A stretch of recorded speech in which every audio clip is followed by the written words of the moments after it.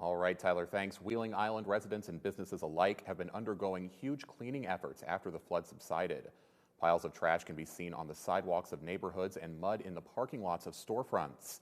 Various cleaning crews, trash collectors, and water pump trucks have been circling the area and helping with the damage. You can see we didn't get everything out.